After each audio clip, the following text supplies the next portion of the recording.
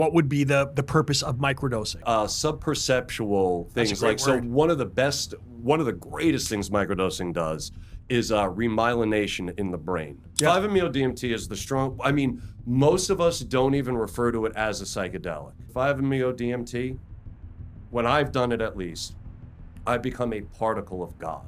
People get into trouble when the sacral medicine wants to take you in a certain direction to show you something, maybe show you that traumatic experience or whatever it is that they want to show you, and you fight it. Yes. That's where you get into trouble. The thing you have to remember is you're not always going to get the trip that you want. You're going to get the experience that you need. What is MK Ultra? MK Ultra was the CIA's secret project.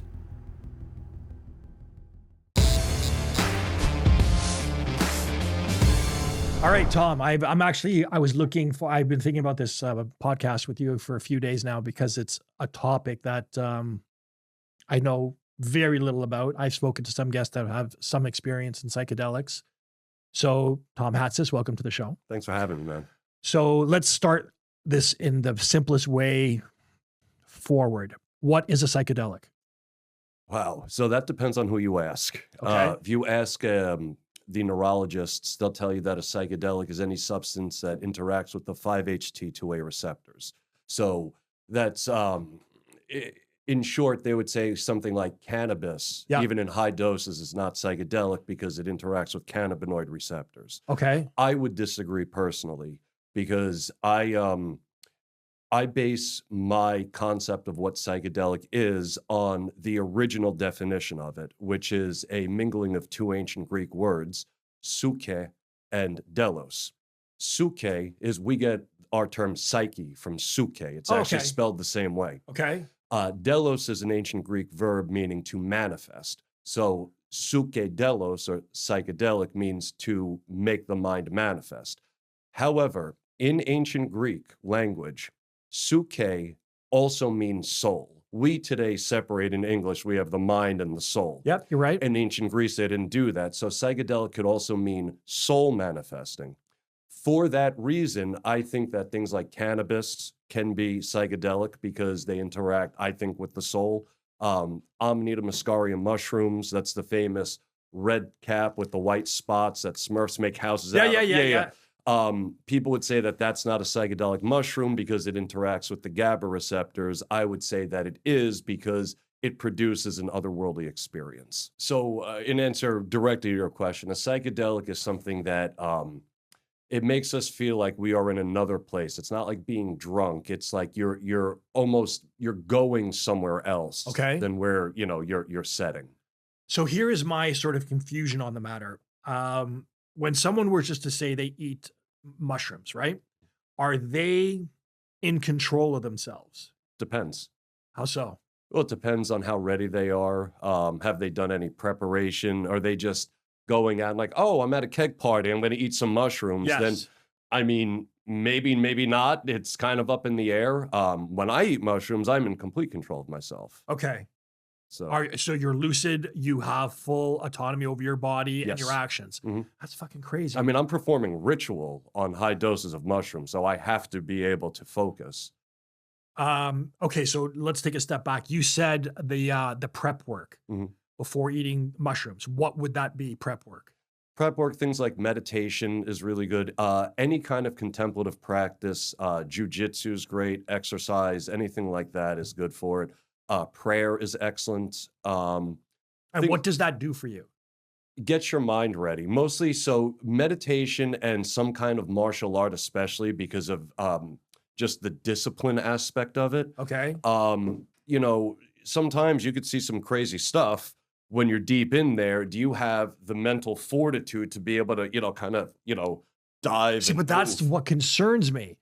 And we're going to go into the other, I guess, extreme psychedelics, ibogaine and the like. But, you made a very, very poignant point where, are you ready for what you're seeing? And are you able to pivot? What if you're not? Like, that's my concern. Like, you go into this, even with the best of intentions, and you have something, or you see something, or you experience something that you're not ready for, or it has a traumatic effect. That's my concern. Okay. Well, it's the same thing like anything else you would do Right. that has, I don't want to say a dangerous element to it, Okay. but like, I mean, would you just jump out of a plane or would you take some skydiving lessons? Okay, Would fair. you like, I wouldn't get in a ring with you. You got them big muscles. I don't have that side. I would do a whole lot of training and weightlifting before I got in the ring with you. And that's like, oh, well, what if Bruce knocks you out?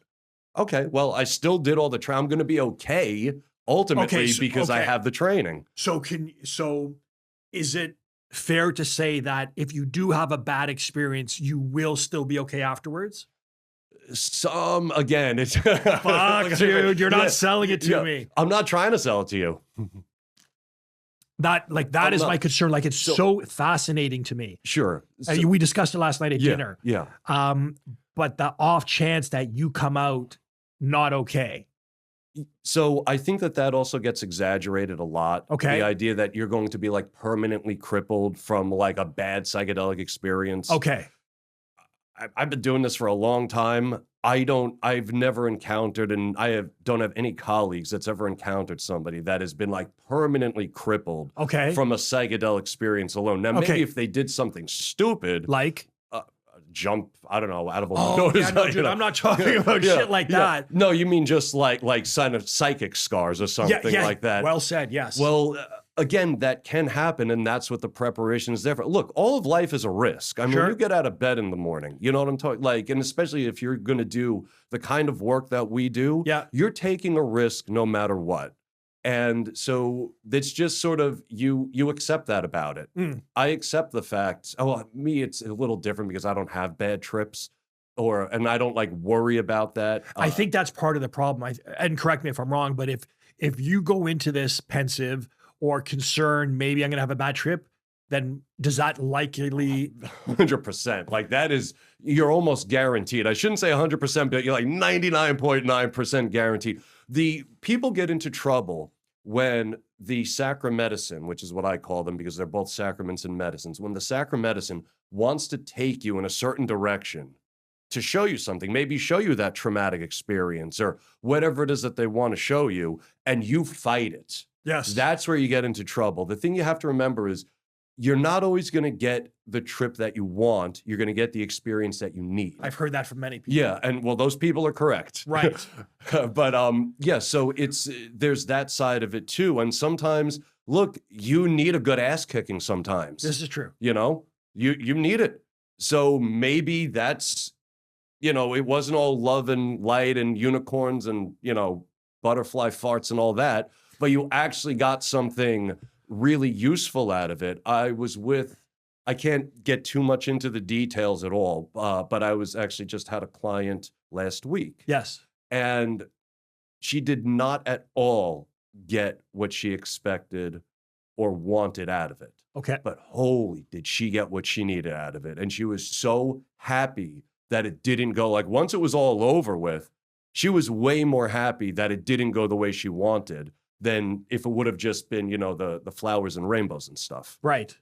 Okay. And I understand not disclosing the information. Deep work is difficult. I Yes. mean, we're going deep inside of stuff. It's like, if you don't think that you have a monster or two in that closet, don't eat a lot of mushrooms. Like if you don't want, and this is the thing, if you do eat a lot of mushrooms and you have those monsters in that closet, go give them a big hug.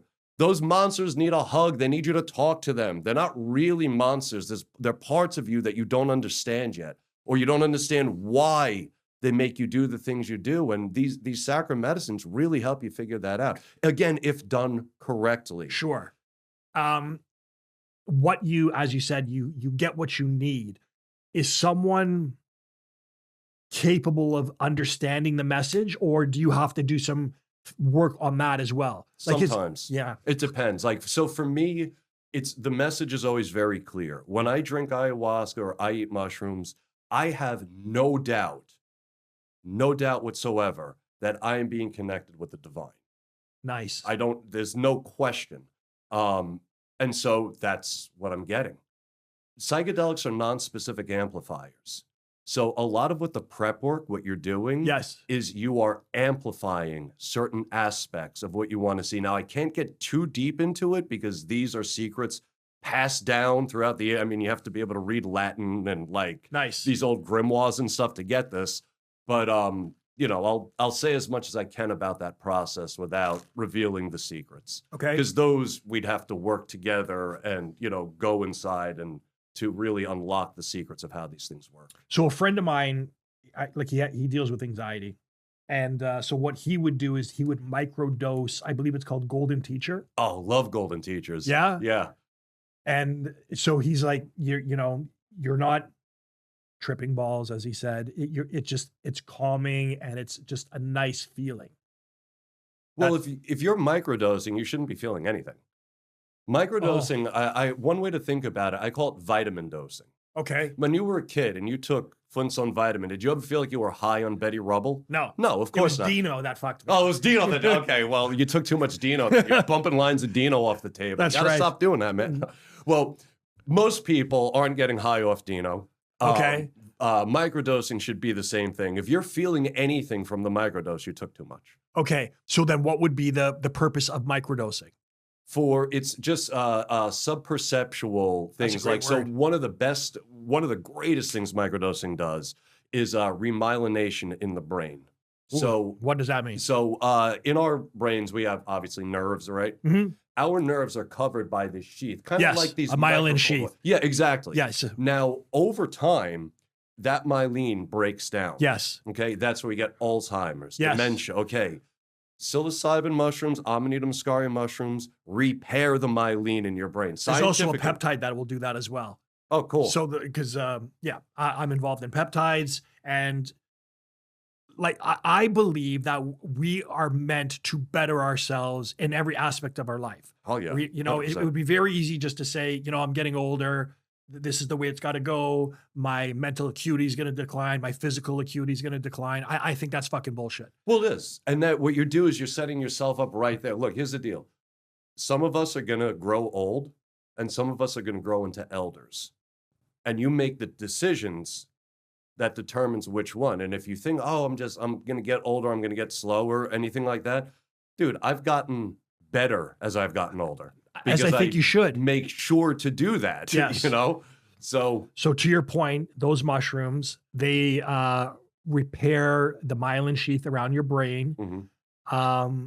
And that's what microdosing will do. That's one of the things. It's also just great for anxiety, depression. That's why I think creative sparks. Some people just want a little bit more enchantment in their lives. It'll do that too. Describe that. That's wow, you got me on that one. So just things seem more magical than they are. You notice coincidences more. Nice. And when coincidences start to stack up and you're like, no, it's like, oh shit, they're real.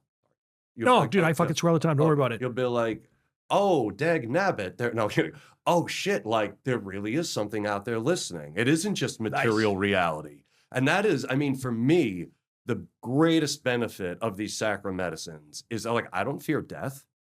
I don't want to die tomorrow. I don't want to die on the plane later today. I still got shit I want to do, but I don't fear it because I've already been there. I've seen it. Right. And it's really not that bad. I think people's fear of death is, as we get older, it's crippling.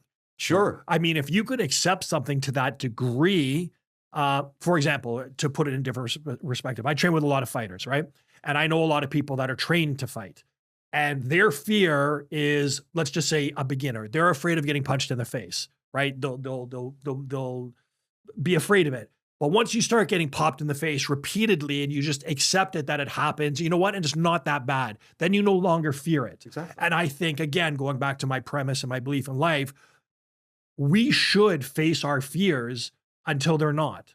Sure. And I believe that's also a very warrior-like mentality. Or even move forward, even if you haven't quelled the fear yet. Of course. That's the other part. Is like, okay, yeah, I'm still scared of this, but I'm moving forward anyway. Right. Not everything's a fucking cakewalk. Everybody has their fears, their demons. Yeah, of course. You gotta every single time, man, when you're feeling down, you gotta remember the wise words of Mickey Goldmill.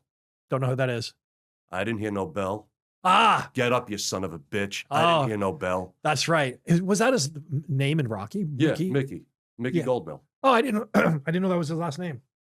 I'm pretty sure. Wow, there's some like Rocky expert out there. It's like that wasn't his. I'm pretty sure. I haven't seen it in many years, so Rocky movies are apologize the if I got it best. wrong. Mickey's Gym. Okay. Would you say that there are I don't want to say severity, but degrees of strength? Oh yeah, Okay. Like- so take me to from the beginner cycle and walk me through it. okay, sure. So earlier I'd said that I consider cannabis to be a psychedelic. Okay. I consider it to be a low-level psychedelic. I think that things like cannabis, Amanita muscaria, psilocybin, ayahuasca, 5-MeO-DMT, they're all psychedelic, but just to different degrees. Okay. All right. Yeah. One of the reasons we mostly don't think of cannabis as a psychedelic is because when we smoke it, cannabis is the only sacral medicine that we microdose for macro effects. Because when you smoke cannabis, you're actually microdosing it. So when people say like, oh, well, cannabis isn't really psychedelic, I'll say, okay, well, have you ever ingested 2 grams of pure hash? Because if you do that, you'll probably be singing a different tune. Okay. So- Okay. Fair enough. As far as like with the difference, so here's where we're going to get a little woo-woo, if that's okay. No, go for it, man. So beyond our material reality, this table, microphone, you're Bruce, I'm Tom, Yeah. there's Aaron over there, yes. right? We have our material reality. Above this, we have what I call the psychic world, or Terence McKenna called it hyperspace. This is the machinery that holds up our reality. You get to see sort of the gears and how the whole thing works. It's really, really cool. Now, above hyperspace or the psychic realm, you get into the spiritual or mystical realm. Okay. I dig all this shit, by the way. What's that? I dig all this shit. Yeah. I love it. So now you're dealing with spiritual beings, which are different from psychic beings. Okay. Okay, psychic beings have form, spiritual beings do not. And then the third above that is the Godhead. To answer your question, mushrooms will get you into hyperspace. Yes. A lot of mushrooms will push you past hyperspace into the mystical realm. Yes. Ayahuasca, hyperspace, deep into the mystical realm, 5-MeO-DMT, you're going right to the Godhead. And ibogaine would be what in that? Spiritual realm. Oh, it's not as strong? Oh, then 5-MeO-DMT? Yeah. 5-MeO-DMT is the strong, most of us don't even refer to it as a psychedelic. Okay. What would you? We don't have a vocabulary for it yet. The best way to explain is this: with 5-MeO-DMT, when I've done it at least, I've become a particle of God. The whole thing, not just Isn't that called the God particle? the God molecule. In fact, my very good friend and colleague Martin Ball is actually the guy who coined the phrase the God molecule. Okay. I knew it was something like that. Yeah. Because that's what it is. It's the God molecule. There's no, like when I say I don't have a fear of death, that's not from mushrooms, it's not from cannabis, not really even so much from ayahuasca, although a little bit, but like okay, there's absolutely no way that God isn't real. Sorry for the double negative. That's 5-MeO-DMT. It's very difficult to come back from that experience and be an atheist. It's almost impossible. Some people manage it. Maybe they have very strong egos, but it's very difficult to do that, especially if you have a breakthrough experience. When you are literally seeing all of creation, all of time, all of space, every soul that has ever existed and every soul that ever will be, all together at the same time, it becomes undeniable. For me, I should say, because some people get very mad when I say that. Well, I think Also, just for me, my experience. Okay, but that's not what you're saying is not refuting the existence of God. I think some people will be offended because No, it confirms it. right, but I think because every religious faction has their belief, and what I think the error lies in is that my way is the right way, your way is shit. Oh yeah, no, that's and I ridiculous. disagree with that. Like, Many paths up the same mountain. yeah, God, I believe Gandhi said that, right? Many paths to God. Don't know, Right. but it's wise whoever said it. Yeah, I just don't agree that, I would have my beliefs, you would have your beliefs, but my beliefs are right, yours are not right. That's kind of a dick move for me. Well, it is, and the thing about a deep psychedelic experience is it becomes very, very difficult to just be like, well, I'm right about this. Right. Because what I find with these experiences, like when you enter the mystical realm and the beings are no longer, they're formless. We're the ones giving them form. So the sacral medicine, so here's our perceptions about the world coming up. Here's the mystical world coming down, and it locks in. That's why if you have a Christian eats a lot of mushrooms, it's probably going to encounter a Christ consciousness. Buddha's going to encounter the Buddha. somebody, you know, from whatever India is going to encounter Shiva or whatever.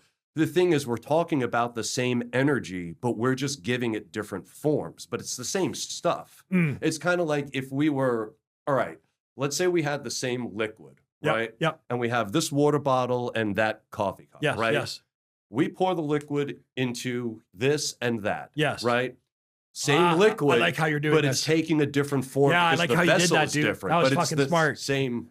I've been thinking about this a lot for a long time. That was a great analogy. Oh, thank you. But Yeah. that's sort of how it works, or at least from what I can gather from my many expeditions into the mystical realm. That seems So to be to how it recap, works. because this is so interesting to me, you have the material world. Yeah. You have hyperspace. Mhm. You have the mystical world. Mhm. And then you have the spiritual world. The Godhead. The Godhead. Yeah. Okay, so there's 4. Yeah, well, including the material realm. Oh, Yes. and there's also dream, which is in between material and hyperspace. Okay. How does one get okay. What would be the benefit of going to any of these states? What do you get from it? Hyperspace is a lot of fun. So one of the reasons why I know they just like released all this like alien stuff with the government. Okay, I haven't cared at all about it because it's like I've met all of these beings already. They're cool. But once you meet So you spiritual believe beings, you believe in UFOs, aliens, and the like? I mean, to say believe seems ridiculous. They're obviously real.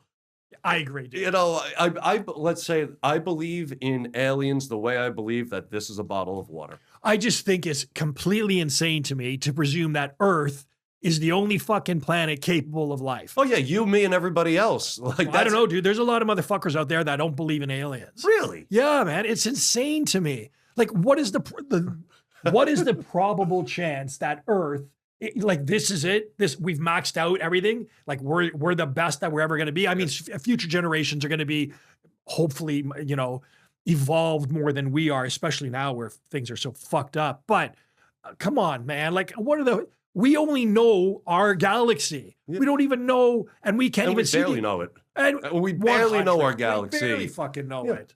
It's I don't understand that. Like so when I say to people like that, it's like, okay, we know that life is possible on at least one planet. Yeah.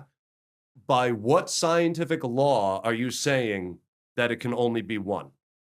Like, why are you cutting it off at one? We know there's one. Why can't there be others?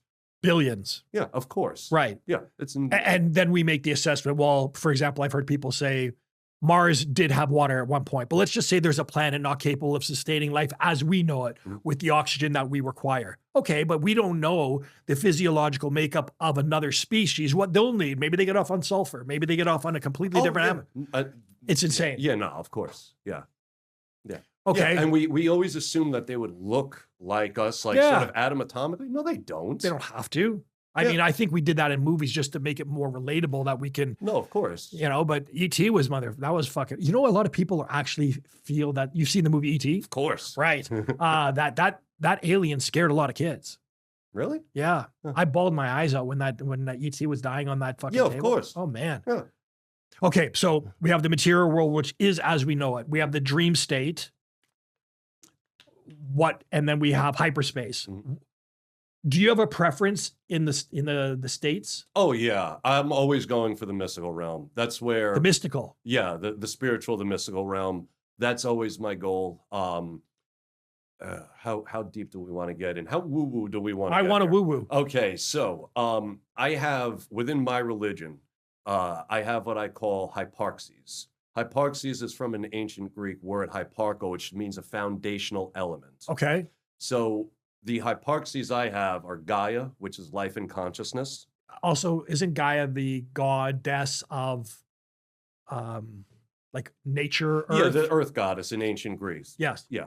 For me, within my religion, she's the hyparxis of life and consciousness. What is your religion, if you don't mind? It doesn't have a name.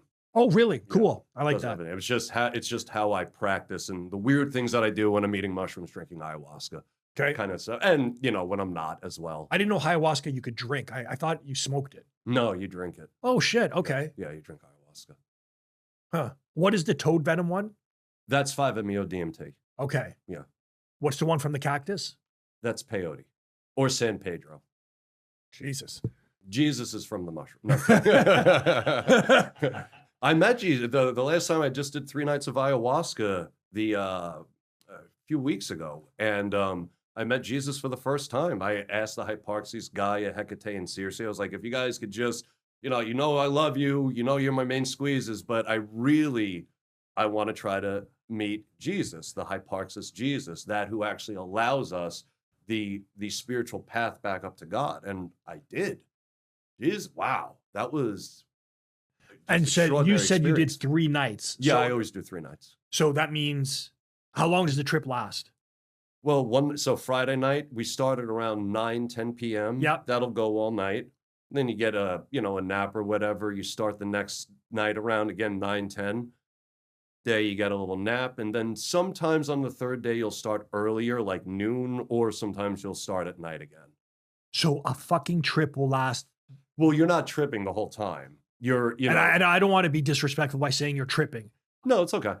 Meaning, so you're in that state? Is that Yeah. fair to say? Yeah. For several hours? Yeah, for the duration of the night, 8, 9 hours or so. Oh my God. No, it's the best, man. Like, you don't want it to end. I love it. It is sheer, like, Gaian pleasure and bliss and ecstasy and just being with the Hyparxes and the gods and the muses and the angels. Like, I had one of the most, here's one. This was last year, one of the nights. It was on the third night. Third night, I typically dedicate to Gaia. 3 nights, first night is what? So you're saying that you dedicate the third night to Gaia, so you can sort of dictate who you want to speak to or what? Oh, yeah. Oh, fuck, dude, that's so fascinating. But that's, again, because I know how to do it, because Right. I know the secrets that have been passed down through the Right, ages right. of working with this stuff. Right. So I know how to actually get there. But this was insane. So last year, somebody tried to ruin my life. I got we literally just passed my cancel-versary, was like a week ago. Okay. Dude destroyed my business, my community, my Sorry. band, my everything. Tried to ruin my life. And I took ayahuasca a week after this happened. I had 3 nights of ayahuasca. And on the third night, I was with Gaia, and I was like, what do I do with this? So Gaia appeared to me, and it was the two of us floating in space, and she was just standing next to me.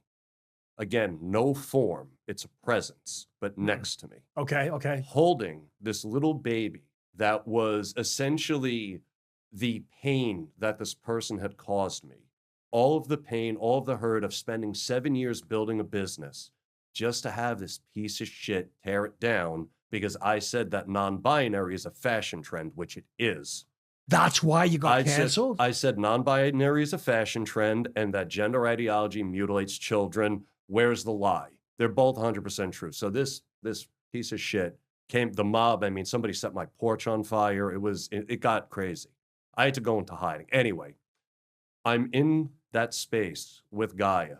We are holding this baby that is the representation of all of that pain. Yes. And I said, what do we do with all of this? And she said, you have to forgive him. You have to forgive what that guy did to you. Otherwise, the pain that's in this child right here is just going to be in your heart forever. So you need to forgive him.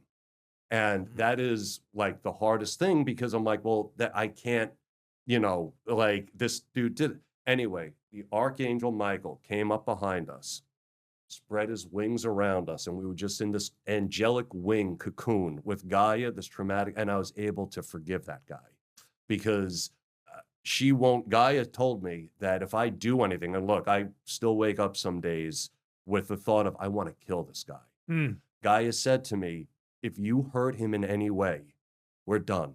I'm never going to speak to you again. I don't care how much ayahuasca you drink. I will never speak to you again. And so when my atheist friends ask me, how do you know this is real? How do you know you're not just making up? That's how I know. If I were just making it up, Gaia would have said, yeah, go beat the shit out of that. Like, go get him for what he did to you. Isn't Hecate a goddess of revenge too, though? No. No? No. She is the Hyparxis of free will. And guardianship, choice, things like that. Because I from time to time, there's a psychic I speak to, and she suggested that I pray to Hecate. I would suggest that as well. Yeah, but not as a revenge thing at all. Revenge that's maybe just poison. I'm confusing that with Shiva, Shiva is the goddess of reproduction and revenge. Might be. That's outside of my Yeah. my system. I'm not familiar with like the Middle Eastern Yeah, stuff. yeah, Like, that's fair enough. Like I've heard of Shiva, but I don't know. I'm pretty sure it's the god of cannabis. And actually, Shiva's a guy now. I was always in the impression that Shiva was a woman. And it turns out it's a guy. I have someone that works for me that we had this conversation. She's Hindu. Okay, so funny. Just real quick, I always thought Shiva was a woman too, Me too. female. Then I was like, okay, it's got to be a guy, or rather, I thought it was a female. Excuse me. Then I'm like, it's got to be a guy. And then I met somebody I know who's a woman named Shiva. I'm like, okay, maybe it's supposed to be I don't know, but yeah, it's supposed to be a guy. So you said that you prefer going to the mystical realm. Yeah. Why do you not like going to like straight to the God molecule? Oh, that I can do, but that I'm not going to get there with ayahuasca. That's 5-MeO-DMT. Okay. And why do you not do that all the time? Or is it good just to do different shit all the time? That's a great question. I mean, 5 is the kind of thing you don't need to do it over and over and over again. Once you see heaven once, you don't forget what it looks like. You don't forget it. It's just, and I like to dance a lot on mushrooms and ayahuasca. And when 5-MeO-DMT, you're just in the space. Again, you're a particle of God. Whereas again, and I do a lot of ritual work when I'm in those space. With 5-MeO-DMT, I can't do that. Whereas with mushrooms and ayahuasca, I could still say my prayers, light my incense, do all the weird things that I do at my altar. Oh, so you're not catatonic when this shit's happening? No. Oh, no, not at all. Like, no, I'm very much focused in that space, doing work like behind the switchboard of reality, just looking at things like about myself. It's like, oh, we got to take this, put it here. And you just sort of do some repair behind the scenes. We had a guest, Aaron Williamson, and he talked about his experience with Ibogaine. Mhm. And then, so I forget where he went, and it was all under, he was being watched. It was like, it was a facility. It wasn't some half-assed, like woo-woo kind of thing. It was a clinic. And so he did, I believe, 3 nights of Ibogaine and then DMT for 3 nights. Or maybe it was 1 night of Ibogaine and 3 nights of DMT. And he said that Ibogaine is extremely intense, but short, and DMT isn't as intense, but much longer. Is that correct, or did I fuck it up? The other way. I switched it up. Yeah, Ibogaine is like 35 hours or so. Yeah. Dude, how the fuck? I got shit to do, man. Can you actually function? Can you drive a car? No, I mean, you shouldn't. I mean, even when I'm on ayahuasca and I'm doing, like, I wouldn't get behind the wheel of a car. Okay. Just for safety reasons. Sure. Also because it's, if Do you somebody eat? else- what's that? Do you eat? No. You're not going to have an appetite. Right. And you've done Ibogaine. And a very small dose. Right. I did. So I have one very boring, like, Ibogaine story that's like, I did it in a very dumb way. I didn't respect the sacraments. I didn't take enough to have a flood dose, which is like, that's what they call what your guest did, which is Yes. like the full on dose. He said it was cathartic. Yeah, It changed sure. his life. Yeah, I'm sure. It was a little bit more than a microdose though, because I was feeling it. Yeah. And I was at a conference. I was at a psychedelic conference. Okay. That I was speaking at. And someone was like, hey, you want to try some? I'm like, oh yeah, I will. He's like, it'll be a microdose. I'm like, yeah, sure. So I did. It ended up being a little bit more than a microdose. And I kind of, at one point, I was just sort of in the stairwell, like, oh, like, damn, like, it was rough. It was rough, but it was my fault because I was disrespecting it. Yep, It was I not dig the that. time or the place to do it. So I don't blame the sacrament at all. I blame myself. Were you still able to speak at the conference? This was after I spoke. Okay. Yeah. Okay. In those moments I wasn't. I was just kind of like, yeah.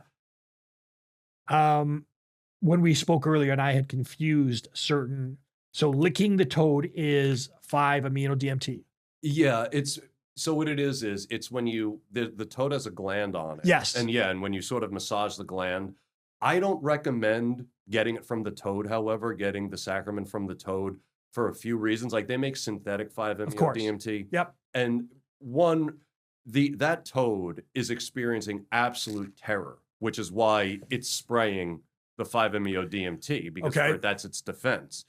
I don't like using any kind of medicine or sacrament that was produced in fear. No, I can 100. And I think it's a dick thing to do. It is. It's like, just we have the synthetic. Also, synthetic is way easier. I only work with synthetic. It's way more easier controlled. to measure, more controlled. Yeah, and like the breakthrough, it's a lot easier to measure out a breakthrough experience for somebody with the synthetic than with the toad. And you just leave the cute little toads alone. I agree. Don't fuck with animals. Yeah, exactly. So now, to your point, you said that you have a measured dose for a breakthrough event. Mm-hmm. Now, someone like me who's never done anything, I wouldn't be taking clearly the same dose you would, or would I? Depends on what you want. You wouldn't need it. You probably, like with 5-MeO DMT. Yeah. I mean, probably lowest active dose would get you there. And that one's short. I mean, 5-MeO DMT is if you're lucky, it'll be 10 minutes long. No way. Yeah, it's very, very short acting, but that's all you need. That's you don't need more than 10 minutes to see just the grand cosmic dance of everything. Fucking so interesting. Yeah. Because again, we're not like, when you're in the room, like if we were to give you 5-MeO DMT, yes, for us, it's going to be 5 or 10 minutes. For you, there's no such thing as time. For you, it's eons. It's all of eternity. Really good. Next time we come to Florida, I'll bring some stuff and we'll get you blasted off. Would you suggest people start with other psychedelics before, or can you go right to the DMT? Right to... And it's 5-MeO DMT. Yeah, so the DMT and 5-MeO DMT are two different things. Oh, okay. Yeah. DMT, NN-DMT is similar to ayahuasca, but it's short. The experiences are different.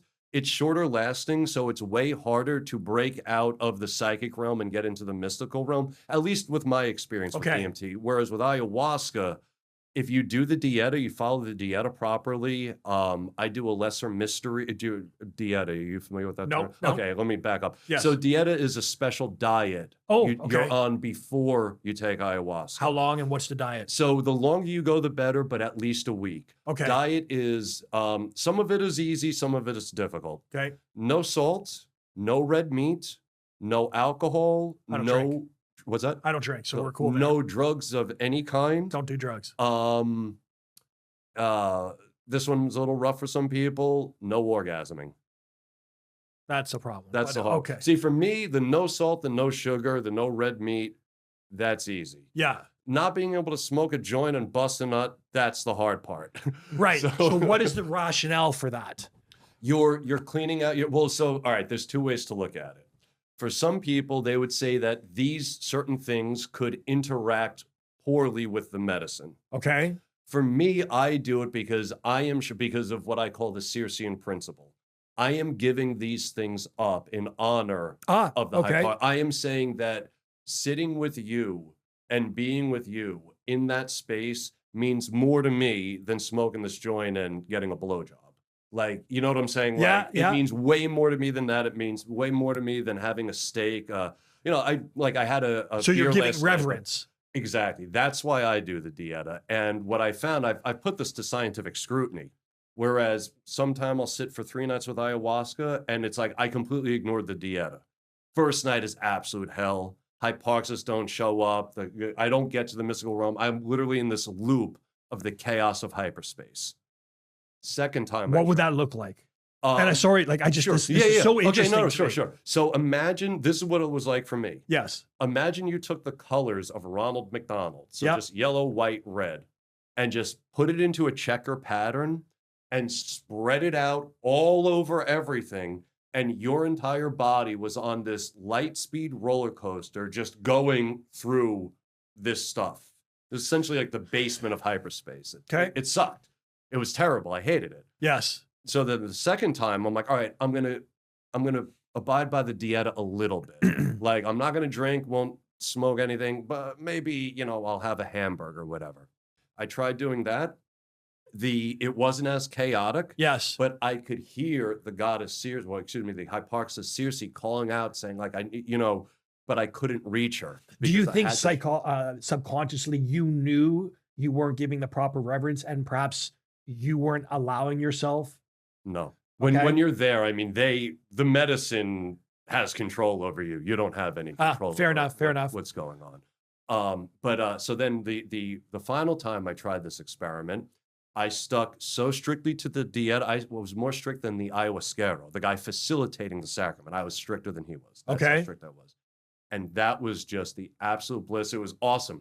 There were these light beings that were just looking over my body, trying to find anything, any little bit of sugar, you know, which for them is poison, you know. And they were like, You're not wrong. okay, he's clean, get him up there. And like, I skipped right over hyperspace, and I was right in the goddess realm with Circe, and in the mystical realm, the spiritual realm. And it was wonderful. How often can people do this? I mean, you want to integrate the experience. You don't want to just, you know, because it's so wonderful. It's really easy. That's why I could see yeah. that being addicting. Oh yeah, like I would drink ayahuasca every night if I could, you know. And why can't you? Because I want to make sure that I integrate the experience, because it's going to be an overload. When I drink, I'm getting lessons of things that I'm supposed to be doing. Okay. And I'm taking those lessons. I have to then incorporate them into my life. That's how you actually heal. That's how you get the most out of psychedelics. They're not magic bullets. I think far too often people are like, oh, okay, I'm going to eat some mushrooms and that's going to cure my whatever. No, it's not.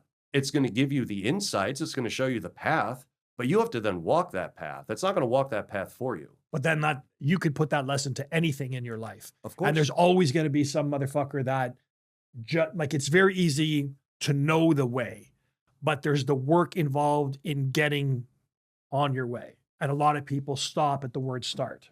Yeah, of course. But that's the whole thing. You just have to start. I agree. That's it. Like what people ask me all the time, because I'm an author, and they're like, well, how do you write? I've written 6 books. Like, how do you write a book? It's like, just start.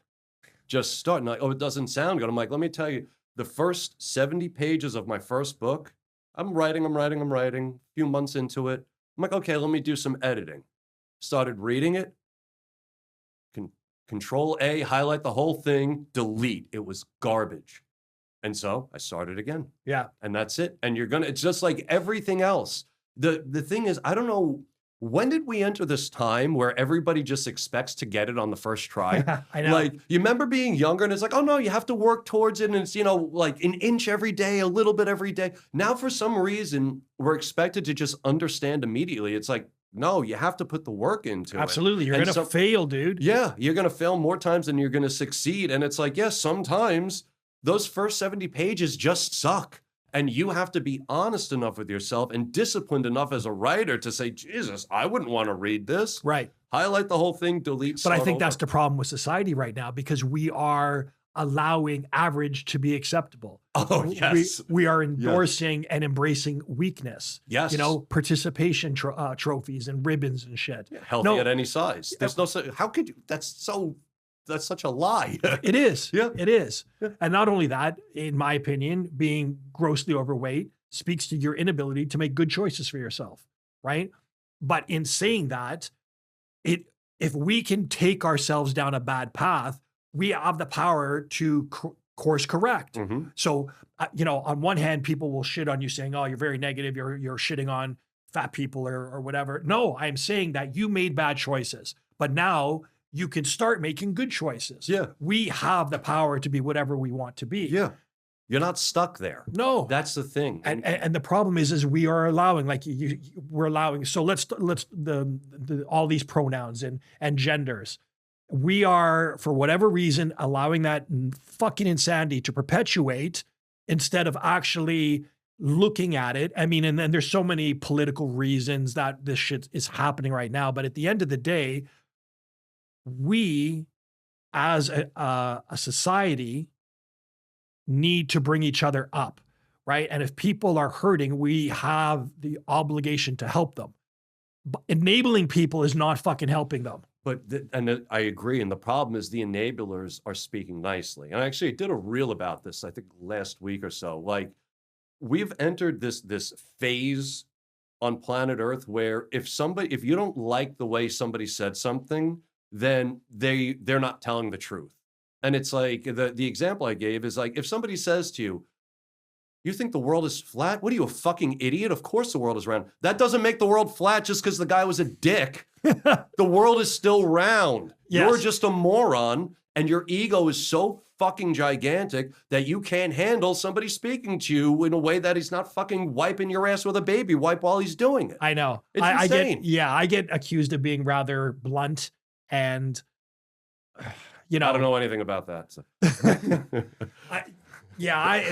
Even if you just take that argument about the world being flat, I was astounded because I really didn't know that was a thing until maybe like a year now, where there's actually people that vehemently believe that the world is flat. Yeah. But the problem is if they will not have a conversation with you. And that sort of myopic look at life extends to so many things. But you believe the world is flat. You and I should have a conversation.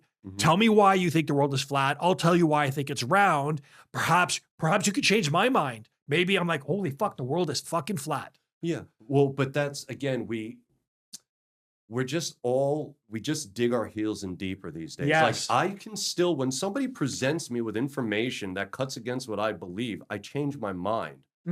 I don't want to be right. I want to know. And there's a big difference. Being right is easy. Watch this. Congratulations. You're right. No matter what, you're right. Wasn't that easy? Now, wanting to know, that takes discipline. That takes time. That takes study. That takes work. That takes admitting, oh my God, I had this wrong. Like I learned something just a few months ago about my favorite mushroom, the Amanita muscaria, like that I had no idea about. Or rather, I shouldn't say I had no idea. I had the total wrong opinion about it. It's just the Amanita muscaria is like this cocktail of chemicals. And I had one of them called ibotenic acid. I was like, oh, when you dry the mushroom, you want to get rid of the ibotenic acid. That's how I've always done it. I met this dude, also an Amanita eater. He's like, no, try ibotenic acid. Ibotenic acid is awesome. I was so wrong about it. Now, I'm not going to keep going oh no, like I always said it was wrong. I got to stick to that. No, I got it so wrong.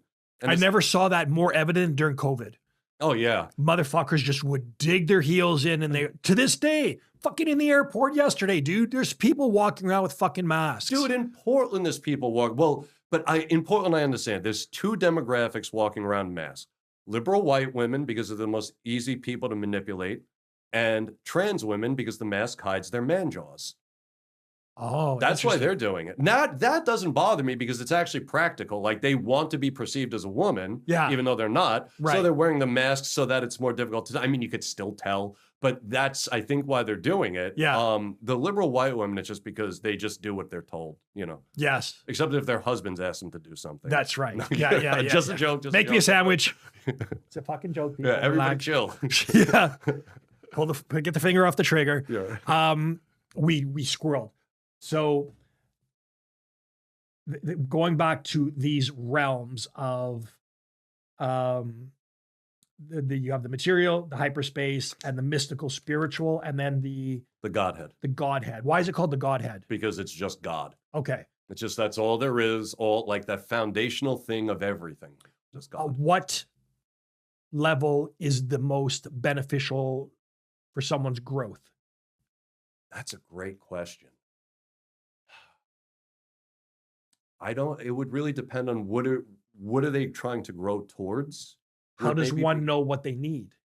Like, that's true to life. So yeah. Okay. So that's where the prep stuff comes in again. Okay. Journaling, which I forgot to say earlier, is another big thing for I think it's great. Meditation and journaling. That's how like all my clients that I work with, I say like, if you're not meditating and journaling, we're not working together. Because it's like, this is like, I am not just some guy that's going to show up to your house and give you substances. That's not what this is. This is, you reached out to me because you have something in your life that you want to change. And I have a program that is designed to help you change that. If you're not going to go by the steps of this, it's like a personal trainer. Yep. If you're not going to listen to that person, well, I'm not interested in your money. I'm interested in helping you.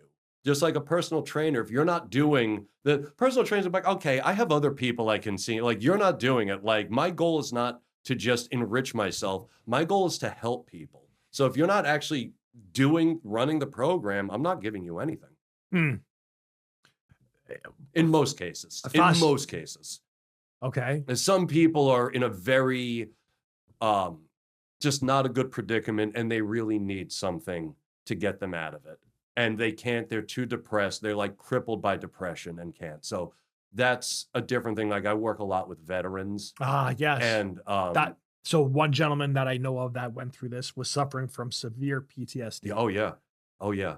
And so sometimes like with that, I won't, I'm a little bit more hands off. It's like, we will get we'll still have the journey. Yeah. And I'll, be there we'll do that, but I won't be as strict with the program because I know that they're suffering in a way that I can't even imagine. I've never been to war. I don't know what that's like. Yes. And so I'm not gonna, I'd be talking out of school if I were to like really push somebody that way. So one interesting point you made is that someone realizes they need change. I would say that there's a great percentage of people that either don't want to see that there's anything wrong with them. It's not on me. I'm not broken or I'm not fucked up. It's you. Sure. Right? Of course. And that they're cognizant enough to realize that there's something in their life that they want to change. And again, that sort of transformation, that self-improvement extends again to everything, as most lessons in life do. Of course. We need to have the ability to self-assess and say, you know what? Something's not right here. And it could be simple financially. You know what? I'm not happy with my finances. I need to fix that. Spiritually, my relationship with God, and God can be in whatever capacity you see. Sure, it, yeah. Right? I need a better relationship with God. I need a better relationship with my wife. I'm fat as fuck. I need to get in better shape. But it's unfortunate that people don't do that more often. Well, so here's another thing. People have gotten very weird recently. Like, at least maybe it's because I'm meeting all of you people now. Like I'm sort of new to all of this. So like I met Cliff Savagely Loud recently. Love that guy. Yeah, he's awesome. Anthony, Jake, all these guys, you. And don't take this wrong, you guys are the weirdest motherfuckers. You guys, seriously, it's insane. I don't know, like, cause guys are fucking weird. But I like it. How do you come to the assessment of being weird? Okay. Let's see. This is the first time we've ever really met, so Yes. I'll have to ask. So is Jackie your significant? Yeah, she's my fiance. Yes. Okay. Oh, nice. Yes. Okay. Does she ever cook for you at all? Not All the to sound- time. Okay. Awesome. Mine too. Yes. When Jackie's cooking for you, Yeah. do you ever just Go have up your and grab phone- her ass. No, not just grab her ass. Have your phone, play a song, just grab her and start dancing with her in the kitchen. Sometimes, or she'll be cooking and I'll come up behind her and just hug her. Okay. Yeah. Yeah. Dancing with her. Sometimes. Okay, then you're not as weird as these other cats at all. You're a normal motherfucker. When was the last time you sang? Well, I used to take singing lessons. I sing fucking every day, dude. Okay, all right. So I was wrong about you. You Okay. are way more normal than everybody else. Yeah. It's these other weirdos, I guess, with the issues. Yeah, man. Ask me any question that you want. Like I believe if you have the curiosity to answer, I respect you enough. I brought you on here because I thought you were fascinating as fuck. No, he doesn't. No, I just like, fuck. If you have a question, ask away and I'll answer it. Let's see. If you were going to try a psychedelic, which one would you? The DMT one. 5-MeO or? Yeah, sorry. You said the ND-DMT. NN-DMT. NND-DMT is the one that isn't as, it's the other one. Is that the 5-MeO-DMT? 5-MeO-DMT. That was the one. The God molecule. The God molecule. Just because of my ego, I think that would be dope. Yeah, I went through this very questioning atheist period of my life. 5-MeO-DMT knocked it right the fuck out. As it did with that Aaron Williamson guy. Yeah, I was so wrong about atheism. Like, holy shit, it is the dumbest philosophy I've ever heard. But here's the thing though. So it's okay to believe in God, right? As in a higher power, an energy that surrounds us. Okay. But then there is within these religious factions, dogmas, they have a very specific definition of God. So when you're saying that you came out of this with an appreciation of an existence of God, that you believed atheism wasn't the route to go, and that you believe in the existence of God, is it a very specific version of God, or is it just the acceptance of a higher power? The acceptance of a higher power. And I dig that. Yeah. There's an acceptance of, there's no, like, I am not creative enough to make this shit up. Right. I'm in that space. When people ask, like, how do you know you're not making it up? Dude, I write books on history. I'm not a fiction author. I have no imagination. Okay. Interesting. What books on history? What's that? What history do you particularly? Psychedelic history. Oh, okay. Okay. My first book, it's titled The Witch's Ointment. It's about the psychedelic experiences of medieval wise women that were accused of witchcraft. Interesting. My second book is titled Psychedelic Mystery Traditions, and it's a history of psychedelia in Western civilization from ancient Minoan civilization up to like 1900 or so. Because people often say that there's no psychedelic history in the West. That's total bullshit. I wrote a whole book about it. Book after that was called Microdosing Magic, a psychedelic spell book. It's for people that want to microdose, but want to do, like, I was talking about these like techniques passed down through the ages. It kind of has some of that in there for people to try. My book after that was LSD, the Wonder Child, which is a history of the medicalization of LSD during the 1950s. Last book I just wrote is called Psychedelic Injustice, How Identity Politics Poisons the Psychedelic Renaissance. And it's about how essentially the bullshit far left woke ideology is ruining the psychedelic movement. And the book I'm working on right now is titled Psychedelic Witch, Entheogenic Occultism Unveiled. And it's essentially a book about my religious practices and how essentially I'm going to be revealing those secrets passed down through the ages for people, because most of it's in Latin, but I'm going to be putting it in English for people. Wow, you've opened up so many questions for me. So let's go to LSD. Sure. LSD is what exactly? Is it like it's a synthetic? Is it not? Yeah, it's a chemical. Yeah, it's based off of ergot, which is a fungus that grows on rye grain. Okay, that's the natural precursor. Okay, and wasn't there? I heard a speech on LSD being used by the U.S. CIA. Oh yeah, that's in my book, LSD, the Wonder Child. I have like 2 or 3 chapters on that. And MK Ultra. Thank you. Yeah, that's where I read it. Yeah, MK Ultra. Yes, that was fucked up. Oh yeah, very fucked up.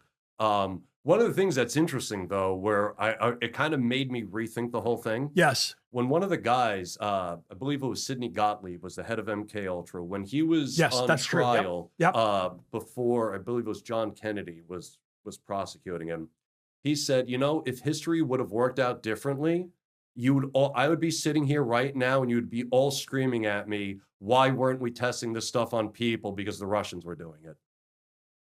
So to his point, he's not wrong.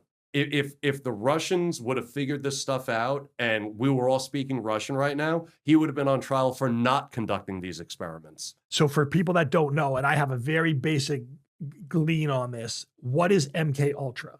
MK Ultra was the CIA's secret project to test, and sometimes not so secret project, to give LSD to different doctors, psychiatrists, university professors, and have them test it on people. Unknowingly, though, correct? Sometimes unknowingly, sometimes not. Like at the Lexington Narcotic Farm, which is essentially like a prison, but for drug addicts in Kentucky. Yep.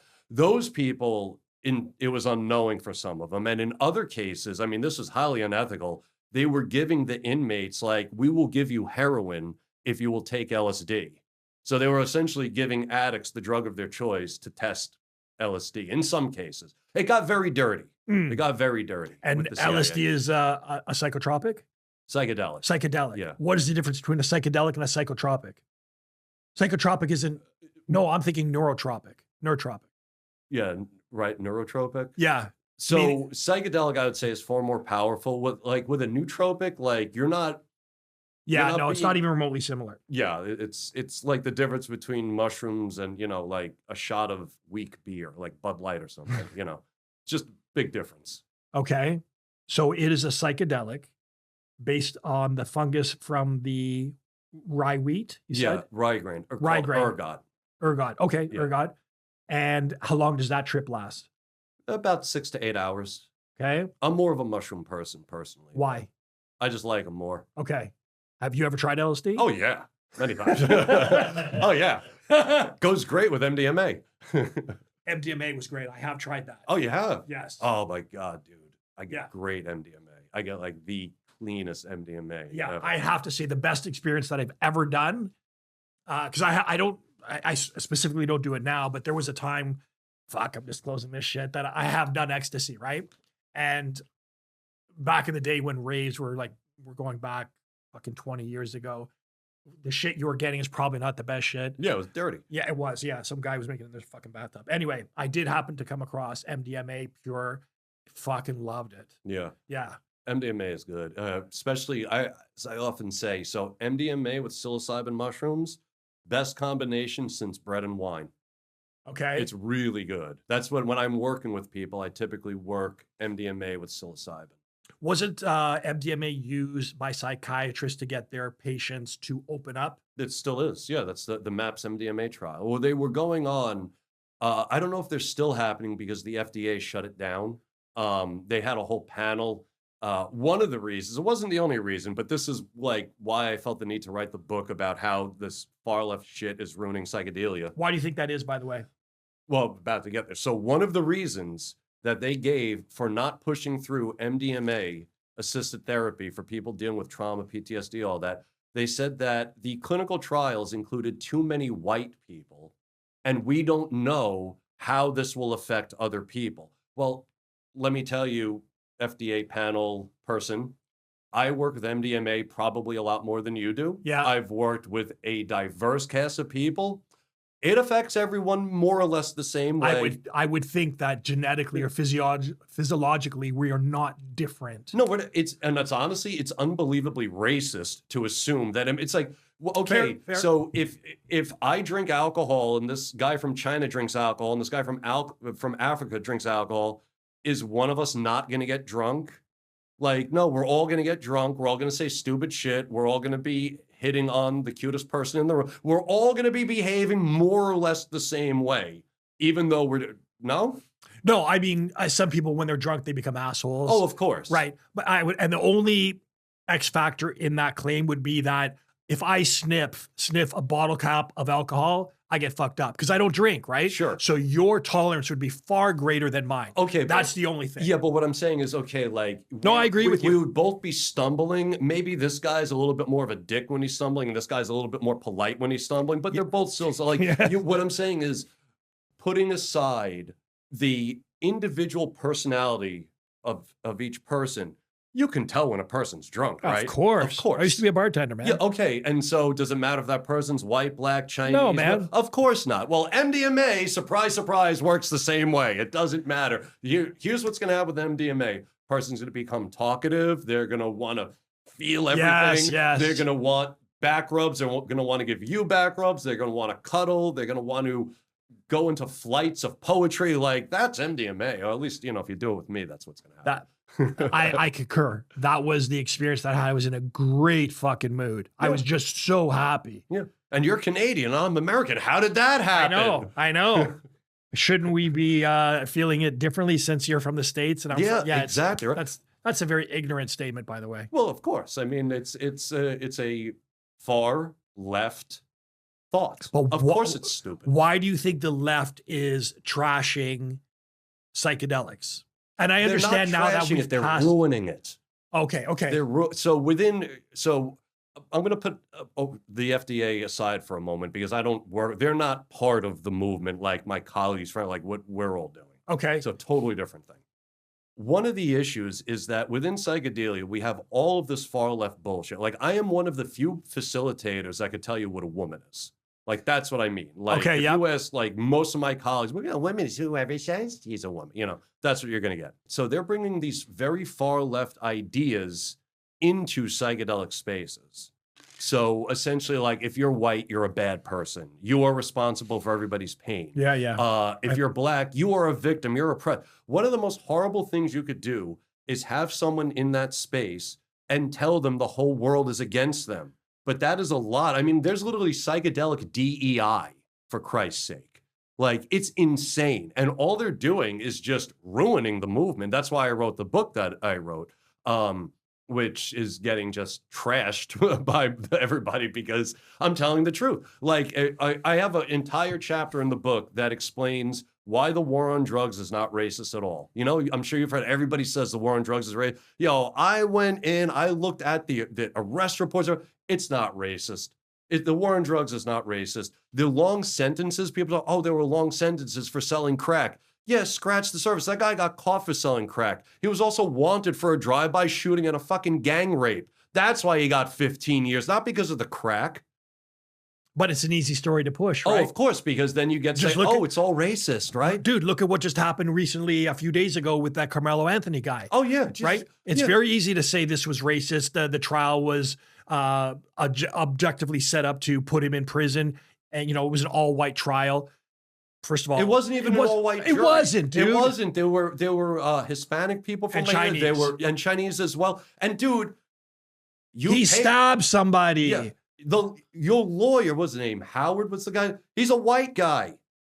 Your lawyer's white. Yes. And on top of which, it's like, do we have to remind everyone that literally OJ got off because of a black juror? Like, or something like that. I think there was some bullshit with that. They didn't want it was like revenge for Rodney King or something. Yes. Oh, yeah, yeah. And so, yep. This is where it gets scary because it's like for the father, Drew Anthony, Carmelo's dad, he's like, you know, we got nerve, you know, it was an all white jury. And it's like, dude, then you don't believe in the justice system at all. Like, I wouldn't care. First of all, and your lawyer, I mean, do you know what jury selection is? Like, come on. There's a whole process, dude. Like, you know how ignorant you sound right now. And there was black jurors that were sent away because they said they couldn't objectively find fault in another black man. Yeah, of course. Of course. And can we also talk about the witnesses that were testified in favor of Austin and against Carmelo were black as well? Yes. So I don't want to hear about the juror. First of all the jurors weren't white. I know.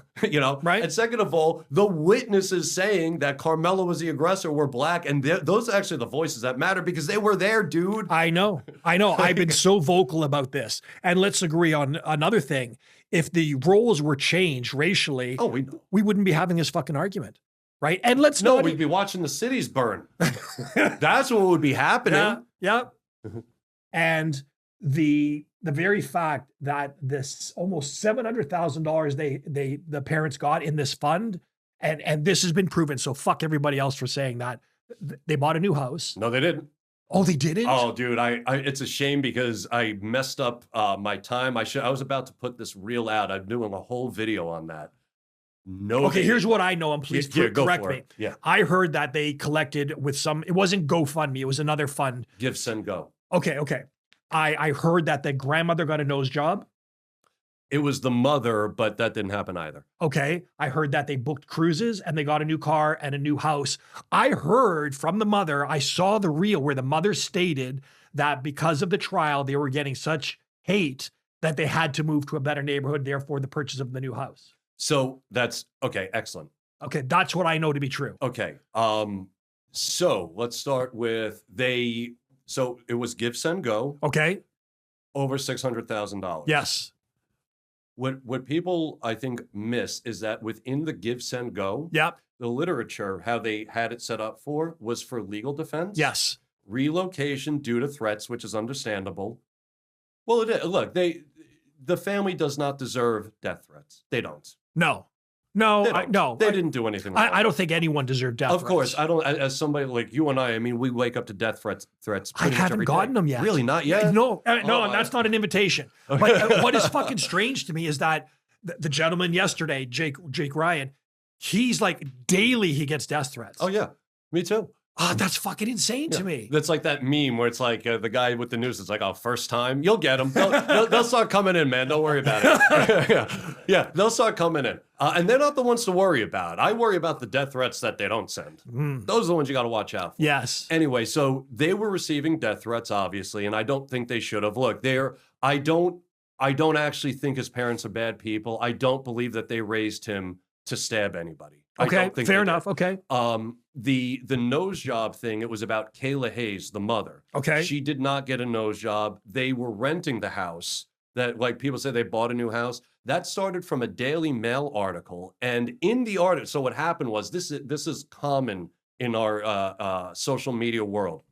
The article says they clearly, and I show it in the video, that they were renting. Okay. People started sharing the article saying, look, the house they bought. And nobody reads the article. They just share because they want the kudos and the thumbs up and the likes. And they want to be on team fuck Carmelo's family. Yep. And look at these scumbags. They did not buy a house. They did not buy a car. They did not get a nose job.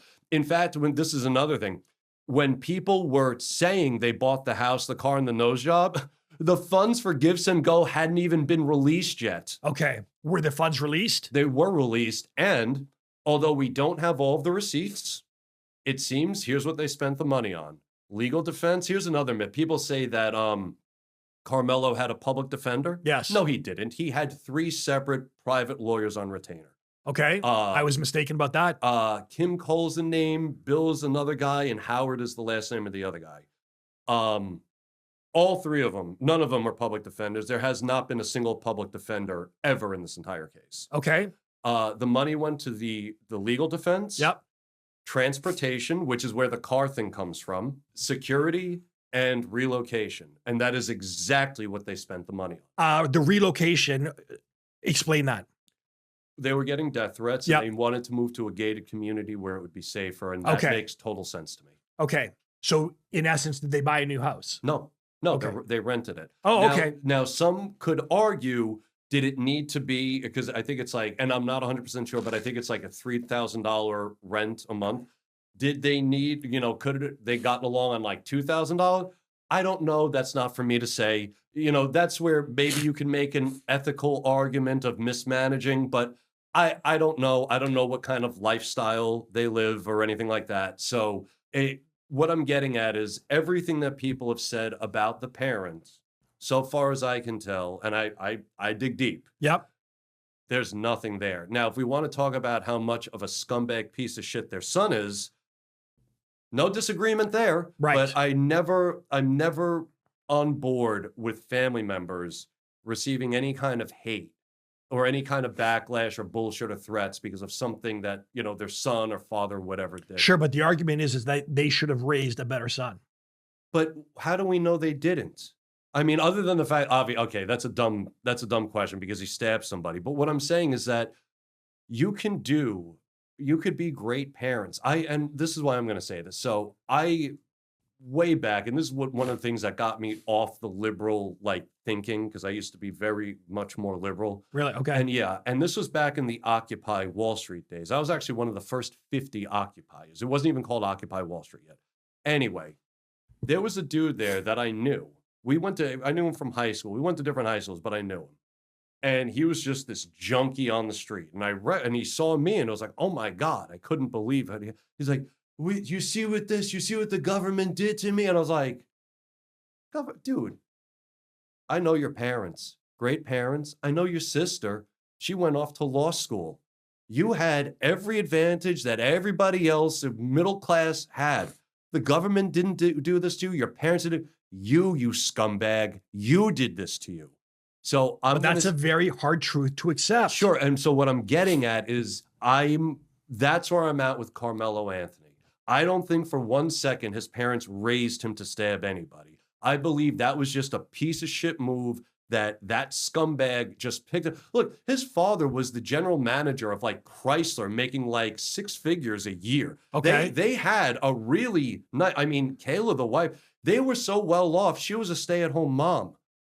They weren't from the ghetto. They weren't Carmelo wasn't from the streets or anything. He had a very good, he grew up probably just as good, if not better than I did. Okay. Okay. My mom was a teacher and I didn't have 2 parents in the house. Okay. So, when we talk about privilege, on paper, that kid was more privileged than I was growing up. Mm. He had 2 parents in the house. That's always, that's the beginning of all privilege right there. Yep, agreed. Not to say that I had a rough childhood. I didn't. I had a great childhood. Middle class was awesome. I had friends, whatever. My point is, I don't think his parents raised him to do that, even though he did it. Just look, my parents did not raise me to give people strange chemicals from the jungle so that they could fix their wounds. But I think that comes with intention. Your intention does. is to heal and help, right? Of course. Going back to Carmelo Anthony, there are photos that I've seen with him holding machine Oh guns. yeah, of course. And you could get the same with Trayvon Martin, where he's, giving the middle finger, and those are the ones that the news doesn't want to show you. Yeah. Sure, but what I'm saying is that I think, and again, I don't know, I'm taking a guess here. I think that if Drew Anthony, Carmelo's father, would have seen that photo of him like holding that gun, he would have been like, what the fuck are you doing? Get that shit off the internet. Like, be better. You got to be a man. You can't be like, this is stupid gangster shit that's going to get your ass in prison one day. Yes.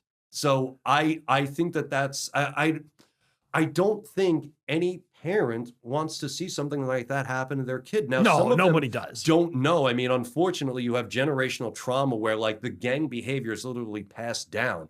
In my book, I go into that. I mean, where you have people, gangsters at 13, 14 years old that are serving these long stretches, in like juvie, then they're going to go to real prison when they turn 18. Like, how'd you get into this? Like, oh, my dad taught me how to cook crack when I was, 8, 9 years old. And that was just all I knew. And, there's a part of you that feels bad because it's like, fuck, this kid didn't have a chance. Yep. That's not Carmelo Anthony, though. Middle-class background.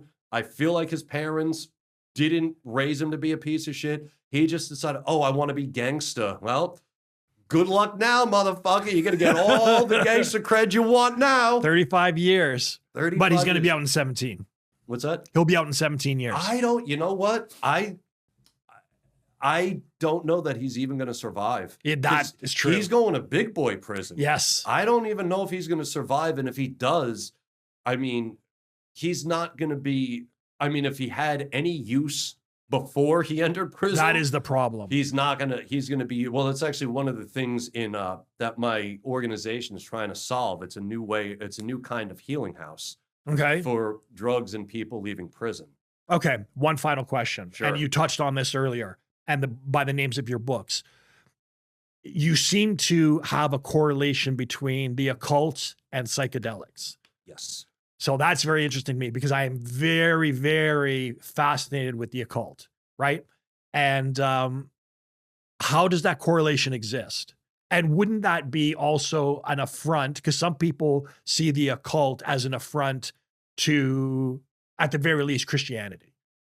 Sure. So the mingling of sacred medicines with occult practice goes back before written history. Okay. We don't know when that actually started, but we know that some of the earliest writers were talking about this. Pliny the Elder talks about this in like the 1st century of the Common Era. Talks about occult. So it's always been there. I mean, especially like when you take these things and you enter that world, again, for me, it's hard to deny that you are entering this spiritual world. Now, as far as occult being a affront against Christianity, one of the weird things about that is that during the Middle Ages, most of the more advanced Christians within the church hierarchy were all occultists. When we think about like, that's going to catch you some hate, brother. History doesn't give a fuck what your stupid modern opinion thinks. I wrote a whole book about this, so come at me, whatever. Nice. Like, seriously, one of the things I love is that when people come in, like, they don't even realize, like, I already did 20 years of research and wrote a book about it, so come at me with whatever the fuck you want. The elites of Christianity, they were the ones standing in magical circles raising demons. I read these magical texts. You know how many of them say, right at the beginning, you have to be a Bible-believing Christian and live a Christian life in order to enact this kind of magic, because you're going to be raising demons from hell. And if you are not a pure of heart Christian, they're going to consume you. So it was literally... That is so interesting, dude. It was a requirement to be a Christian, to be involved in occult activity. And any Christian today that has a problem with that, read a fucking book, preferably one of mine. Well said. Brother, it was such an honor to speak to you, man. Oh, dude, are you kidding? Fuck. Pleasure's all mine, man. No, because you have given me something that you've given me a gift of knowledge, and thank you. Thank you, man. It's my pleasure. Brother, thank you so much. Absolutely. Fuck, we're out.